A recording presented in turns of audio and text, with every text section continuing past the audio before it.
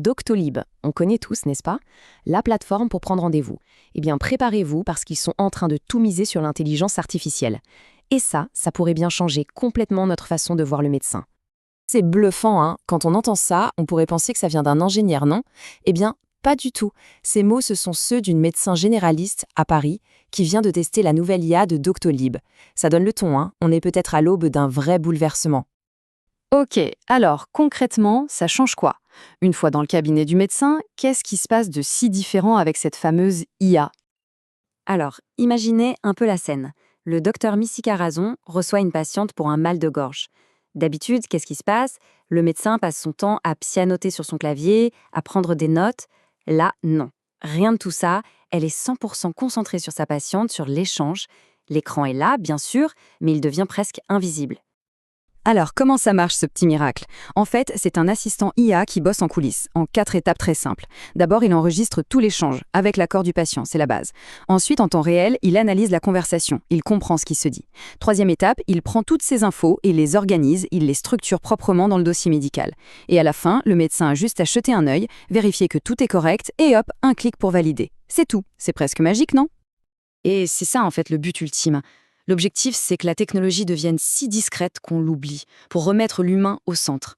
Le vrai gain de temps, c'est de libérer le médecin de toute cette paperasse, de cette charge administrative, pour qu'il puisse enfin faire ce qu'il fait de mieux, soigner et parler avec son patient. Bon, cet assistant de consultation, c'est impressionnant, c'est vrai. Mais en réalité, ce n'est que la première pièce d'un puzzle beaucoup plus grand.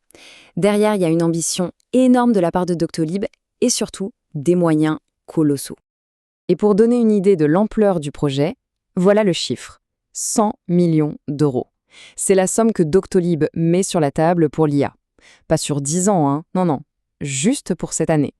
Ça en dit long sur leurs intentions. Ils ne sont pas là pour rigoler. Il faut bien comprendre que c'est un vrai tournant pour Doctolib. On se souvient, en 2013, c'était juste un site pour prendre rendez-vous. Aujourd'hui, il change complètement de dimension. L'objectif n'est plus seulement d'être une plateforme pratique, mais de devenir un géant de l'IA en santé au niveau européen. Et ils sont pressés, ils visent la rentabilité dès 2025. Le PDG, Stanislas Niok-Chateau, a une vision très claire là-dessus. Pour lui, le numérique est devenu un fardeau pour les soignants. Ils passent des heures et des heures sur leurs ordinateurs. L'IA, c'est la solution pour inverser la tendance, pour que la technologie redevienne une aide, un allié et pas une contrainte. Et attention, on ne parle pas juste de l'assistant en consultation. Non, Doctolib voit beaucoup plus grand. Ils sont en train de bâtir une véritable boîte à outils IA, tout un écosystème pour les professionnels de santé. Le premier de ces nouveaux outils, c'est le répondeur intelligent. En gros, c'est une IA qui va gérer le standard téléphonique du cabinet. Elle peut répondre, donner des infos, prendre des rendez-vous. C'est hyper malin, surtout quand on sait qu'il y a encore 10 à 15% des patients qui préfèrent passer un coup de fil plutôt que de réserver en ligne. Et ça continue. L'année prochaine, un autre outil va arriver, l'assistant à la prévention. Là, l'idée, c'est d'aider le médecin à mieux gérer le suivi sur le long terme. Penser aux vaccins, au dépistage, s'assurer que les patients avec des maladies chroniques sont bien pris en charge. C'est de la médecine proactive, en fait. Alors, tout ça, c'est bien beau, mais ça soulève une question.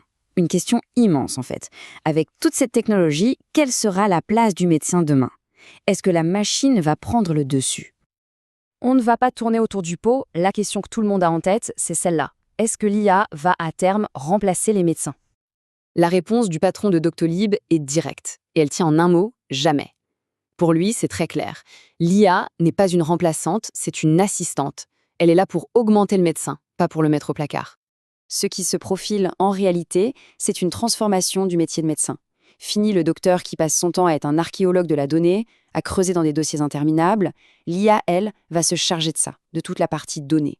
Et ça va libérer le médecin pour qu'il se concentre sur ce qu'une machine ne saura jamais faire. Le raisonnement clinique complexe, l'empathie, la relation humaine. Forcément, qui dit IA dit gestion de données. Et là, on parle de données de santé, c'est-à-dire les données les plus sensibles qui soient. La question de la sécurité et de la confidentialité, c'est donc le point absolument critique de tout ce projet. Alors, quelles sont les garanties? Doctolib met en avant plusieurs points. D'abord, le stockage. Toutes les données restent en Europe, en France et en Allemagne, avec des normes de sécurité très élevées. Ensuite, le chiffrement. Tout est crypté pour être illisible en cas de problème. Et surtout, le point le plus important, le consentement. Ils s'engagent à ce qu'aucune donnée ne soit utilisée pour améliorer leurs IA sans l'accord clair et explicite du patient. Finalement, on en revient à cette idée qui peut sembler paradoxale. Mettre plus de technologie dans le cabinet médical pourrait ramener plus d'humanité. Alors, est-ce une contradiction? Ou est-ce qu'on est tout simplement en train de toucher du doigt l'avenir de la médecine? C'est une question qui mérite qu'on y réfléchisse.